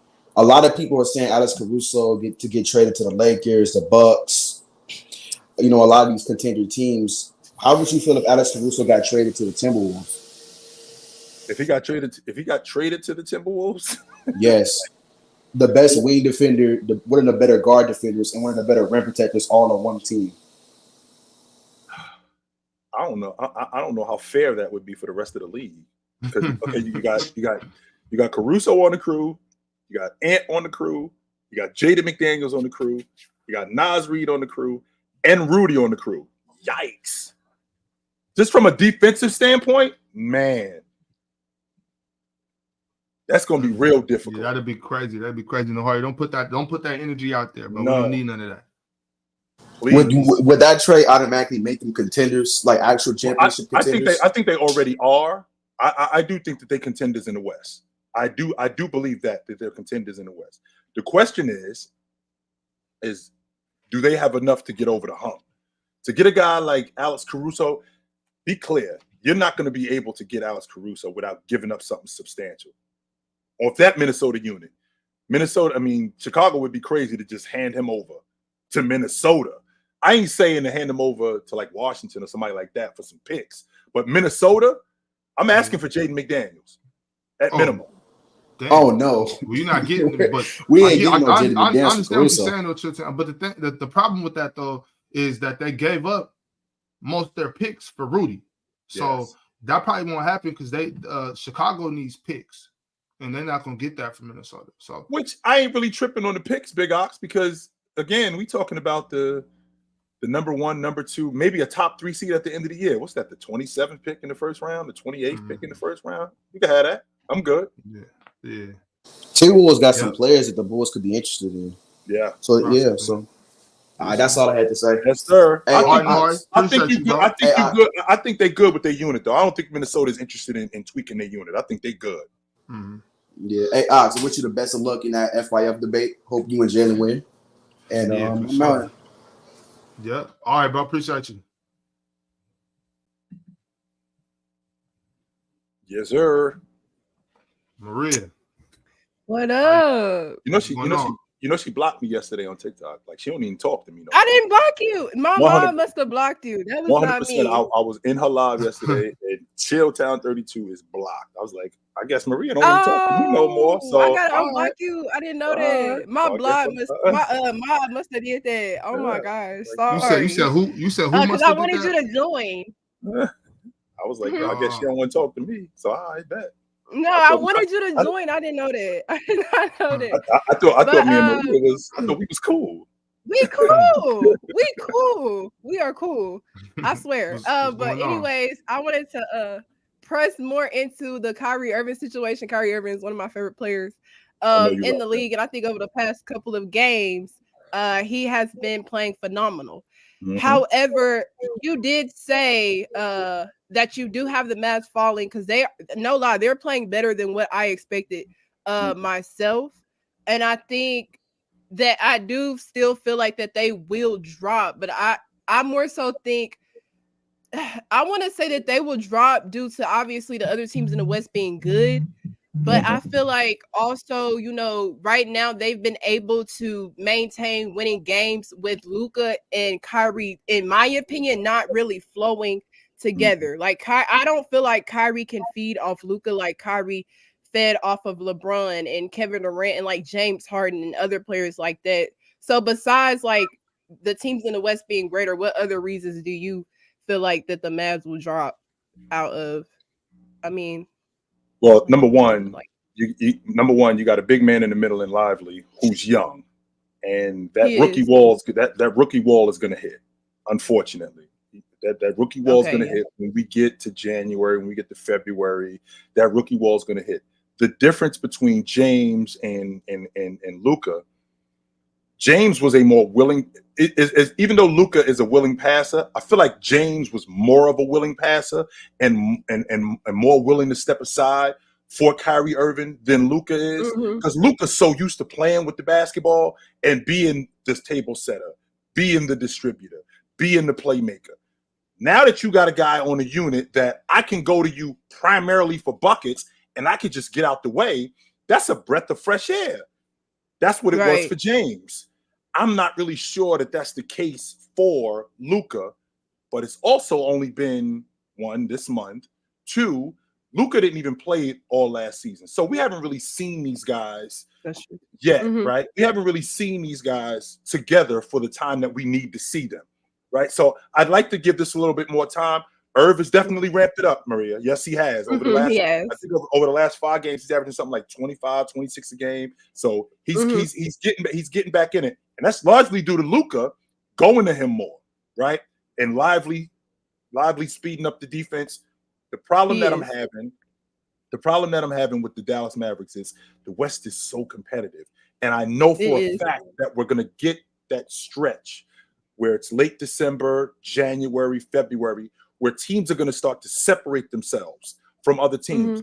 And we all know, as good as Irv is, he breaks down.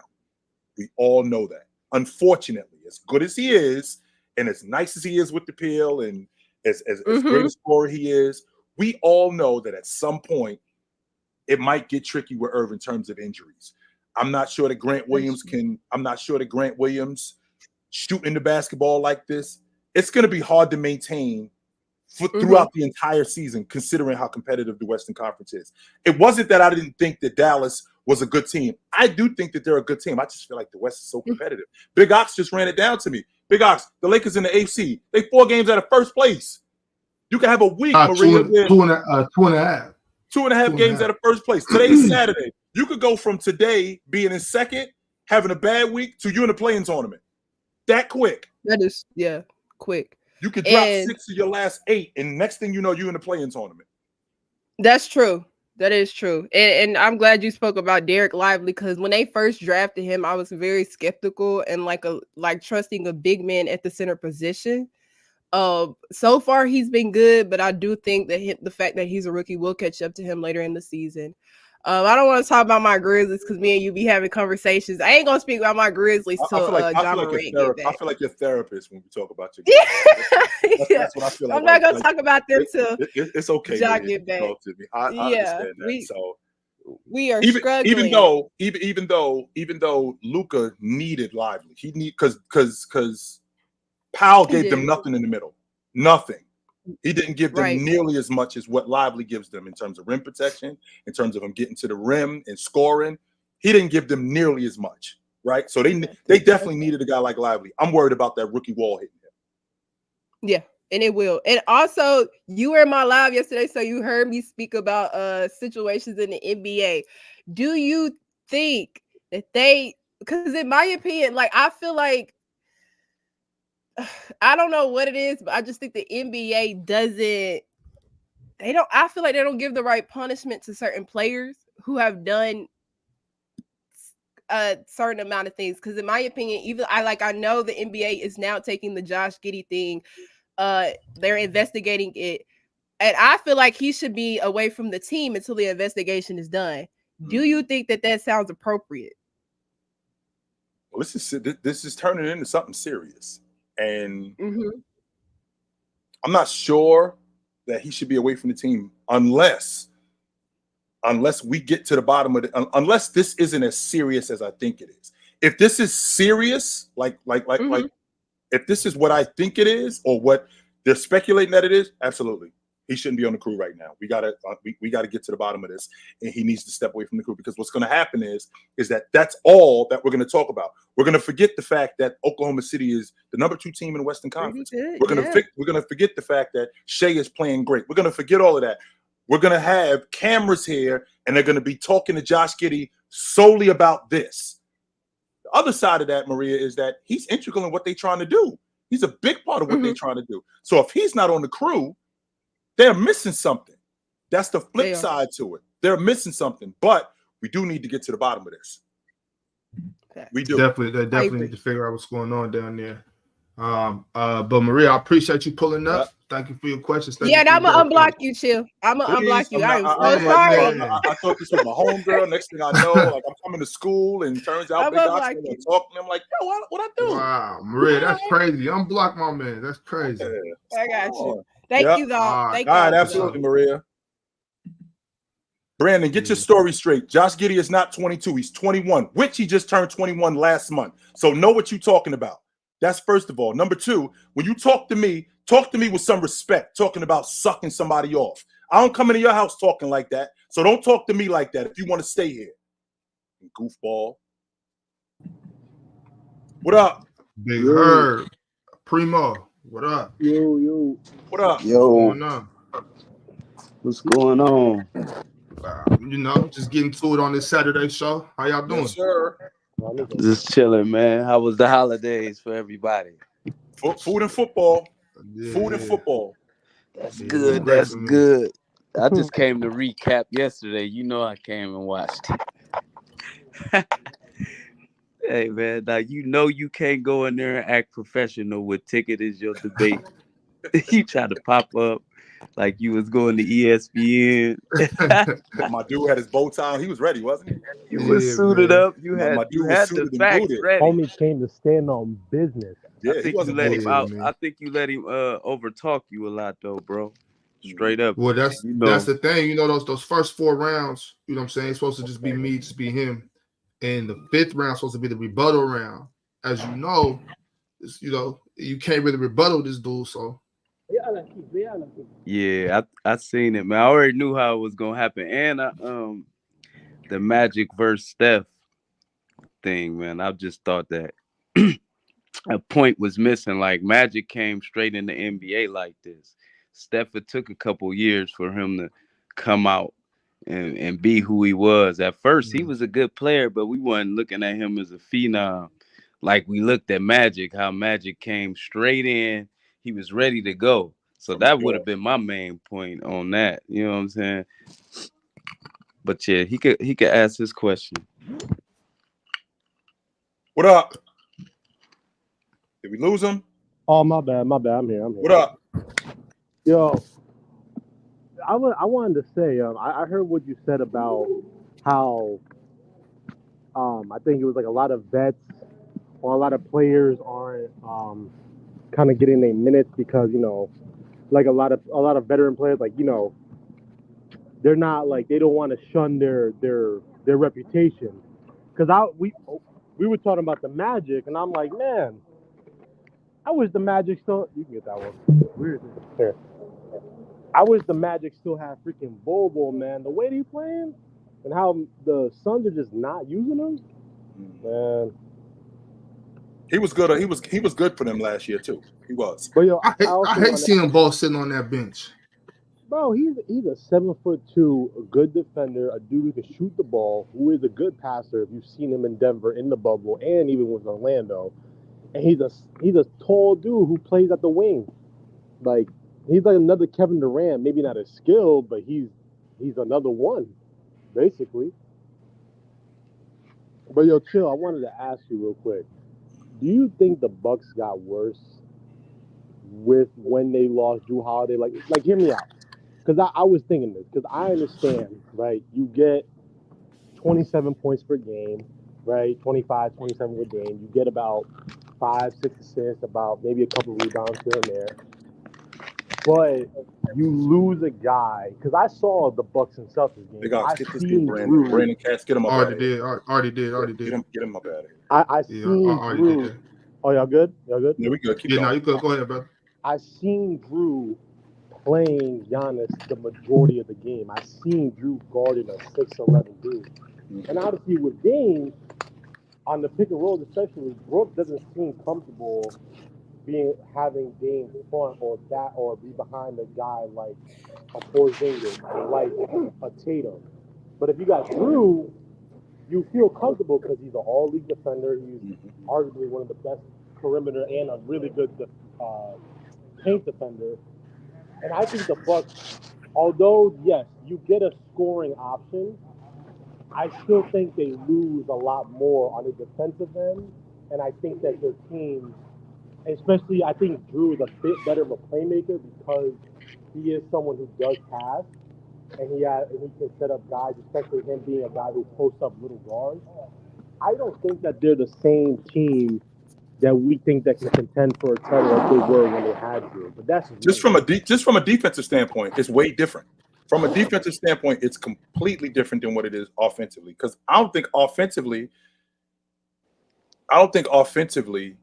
they were that bad last season. I thought they were actually pretty good. You got a 30-10 guy on your crew. You got a 19-7 guy on your crew. When you got guys who could score, I don't think that you needed that. Now, Dame was probably brought in to close, but when you have a guy like Jrue Holiday who can defend, he just brings your unit. Plus, you won it with him. He brings a different dynamic to your unit. Plus, having Grayson Allen, another guy who can defend and compete. I just think that I feel like that stuff is invaluable.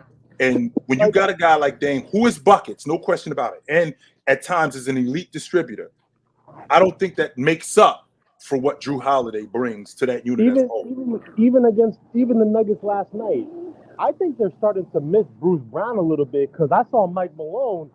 He went on that floor. He called a timeout because the offense just looked staggered. Like the bench, they had no Jokic. It was just Aaron Gordon, Reggie Jackson, and he was mad. He's like, "Yo, what are we doing?" And Bruce Brown, he brought a lot of defense. He brought a lot of offense. He brought playmaking. And so I think a lot of teams, yes, you want an offensive scorer, but I think you also miss out on the fact that when you have a guy who plays such good defense, is it really that less valuable than 25, 24 points a game when I have a guy who can guard 1 through 5 pretty well in Jrue Holiday? I think the Bucks seen that Giannis get hobbled every other playoff, and they like, oh, we need somebody else to score because every time they go in there, he miss a couple games every playoff or every other one, and then they don't got nobody to put up the 30, or it just might be Middleton got to have a lucky night where he hot. They need somebody more. They probably felt they needed somebody more consistent, a more consistent bucket. You know what I'm saying? Because we seen Giannis put up 40 and they still lose. I didn't see Giannis putting up big buckets and they still lose. That's fair. That is fair. But fellas, we gotta keep it moving. Unfortunately, fellas. Appreciate that. All right, man. I just came to holler at y'all. Absolutely, my dude. Good to talk to you. All right, Primo. About it. Yeah, absolutely, Pre. Yeah. So we're gonna get through these last super chats real quick, and then we'll wrap it up for today. Let me see. Who do we got? We got James B. He says start bench cut. Cal Ripken Jr., Alex Rodriguez, Derek Jeter. Start bench cut. Let's see here. Alex Rodriguez. You know why? You know what? James is a baseball dude. Yeah, I know what this is all about. Dude. Yeah, and I'm still standing on it. And thank you for the super chat, brother. Thank you for the super chat. You don't even have to ask me what it is. You already know what it is. So you heard me say it. You heard me say it. So there you have it. You know where I'm at with Derek Jeter. So thanks for the super chat, brother. I appreciate you. Jeter is starting. D Bell said, phone died, fellas. But I wanted to say Bob definitely won yesterday. That last open round was so lame. And Chillin' Fluent got robbed due to the chat. I thought we was good, yo. I did. I thought we was good. Yeah. Hey, Brandon, just so you know, we talked about Orlando earlier in the show before you even got here. So you were late. And because you were late, you shouldn't be talking about anybody being scared to do anything. You actually showed up late. So do yourself a favor. Leave. Yeah, bro got burner accounts. Yeah, SB. I'll see you later, SB. You better be ready. Your star says Civilized chill and Brax is disgusting. Hey, yo, what's the title of this show? It's what with what? It's chill with chill. Like, what you dudes want to? Yo, y'all dudes looking for smoke? The smoke and the ruckus is on Monday to Friday. Read the title of the show. Chill with chill. Now, I don't run from smoke, but that's not what we do here. That's not what we do here. If you looking for the smoke, Monday to Friday, that's where I'm at on the panel. On Saturday, Wednesday and Saturday, it's chill with chill. Crack open a beer, crack open something to drink. Let's hang out and let's talk some hoops. That's what we do around here. Definitely. I apologize, y'all. I know they're doing some yard work outside, so y'all bear with me. We're gonna get through these super chat stuff. Yep. The movie man down on that says, what you think about Spurs and Wemby? I think it's gonna be a slow build for us, and I'm not sure Pop has it anymore. A slow build? When you say a slow build, what's a slow build? Because number one, I believe that you have your franchise player. That's number one. Number two, I think he's put some years on Pop. I think he's put some years on Pop's basketball life, where Pop may step away from head coaching like Pat Riley did with the Heat and go into the front office and help build this unit around him. So I don't think it's going to be that long before you guys get back to being competitive. Now, as a championship team, that's something different. But in terms of being competitive, I don't think it's going to be that long. I love Wemby. I think he's the future of basketball.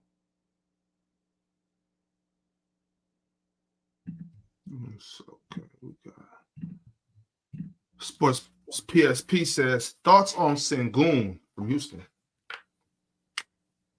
Oh man, he was fantastic yesterday against Jokic. Yes, he was. And what a lot of people don't talk about with Sengun, the pace that he plays at. He doesn't really play to be as young as he is. I would think that he would play a little bit faster, but he doesn't play that fast. The game looks slow to him. And because the game looks slow to him, which is dope, and he rebounds at a high level. Not only does he rebound at a high level, he actually sticks his nose in there and defends. And he'll go after Joker too, on top of that. He'll go after Joker and make Joker defend, which I'm on record saying this. Joker is actually trying to defend. He just can't. He just can't. Yeah. He's just trying. He putting forth that effort. 600. I need people to watch Mo Wagner more. He's legit. He is. Yes, he is. Yes, he is. Yeah. I mean, little Wagner's a little better, but Mo still gets busy though. I still like Mo. Yes, he does. Last super chat of the day from Eagle Nation says, Ox was swinging like Trey from Boys in the Hood after that ticket battle. Yeah, biggest robbery of my life. I wouldn't say it was the biggest robbery of my life. The biggest robbery of my life was the Kings versus Lakers in the Western Conference Finals. That was the biggest robbery of my life. But you know what? I'm not even going to try to play the cool role, Joe Chills. I'm not going to try to play that cool role. I was pissed. Yeah, hell yeah, I was pissed. I did sit there. I sat on the edge of the bed for about 3-5 minutes. I was about 5 to 3. I was watching y'all debate. And I was like, damn, I'm actually kind of mad right now. Like, relax, bro. It's not that serious. You know, I had to relax. I'm like, man, I was pissed though. I ain't gonna lie. But real quick before we go, Ox, Zen Master is the old dude in the club with the ponytail and his hair line way back here that's trying to make jokes on old people when really in reality the joke is on him and he don't even know it. But he come in here making jokes about me. And the dude is my age, by the way. That's the goofy thing. And James B is worse than him because James B will come in here. Yeah, so chill. I don't understand. But then he'll get behind his computer, right? Yeah. He'll get behind his computer. Now he's super warrior. You so corny, B. You worse than James B, you might be worse. You might be the worst troll in here. Of all the trolls in here, you might be the worst one of all of them. Of all of them. Because you'll come in here, I still don't understand this. You will never understand it. So stop asking me. Stop asking me about how I feel about Derek Jeter. Stop asking me why I think this about him. Stop asking me this because you'll never understand it. what you try to do, which you think you're doing right now, is you think that you're getting a rise out of me, which you're not, because I'm not screaming on you. No, I'm not doing that. I'm just addressing the troll that you are. That's what I am doing. I'm addressing the troll and the goofy that you actually are. That's what I'm addressing. And then after you come up here and swallow the whistle like you do, then you get back in the chat. Yo, I lost. I cheesed up. So you a goofy, B. That's your whole MO. You a goofy. And you've been a goofy, and you'll always be a goofy when it comes to me. And I'm thinking to myself also, Ox, yo, this dude, I see him, like, I'll peek my head in other shows, and I'll see him trolling me, and I ain't even on the show. I'm thinking to myself, my man, don't you got a girlfriend or something like that? You like 18 years old. What you doing here, B? Don't you got a girl or something? Because I know when I was 18, I wasn't doing nothing like that. I know I was not. When I was 18, 19 years old, I know for a fact that, you know, I was doing other stuff. I wasn't trolling old people. I wasn't doing that, unlike you. And this older goofy up here that run with you, that think he cool, but he don't realize that the joke is really on him. Zen master. Yo, James B, man, go take that girl on a date, man. Go do something. Please, man, right. That's what I'm saying. I'd much rather be hanging with a girl than hanging with you. I know that for a fact. With that being said, though, man, shout out to PC family. Shout out Chill with Chill. Shout out to the chat. Shout out to the great debates we had yesterday. You know, we love these Saturday shows. Love these damn Saturday shows. I look forward to these Saturday shows. With that being said, I'm about to go get prepared for these debates I got later on. You know, I got to run it back to back till 10. I can't go out like that. So, you know. I'm going to peek my head and then come check you out. I will. For sure. I will. Well, absolutely. That's that, y'all. Appreciate y'all pulling up. Drink water. Put a suit on. Don't drink and drive. Hey, man, call your mother, yo. Call your mother. And pray for Ray. Pray for Ray. Oh, yes. Please absolutely. Do that. Pray for Ray. All right. And until then, take it light, but take it. All right, y'all.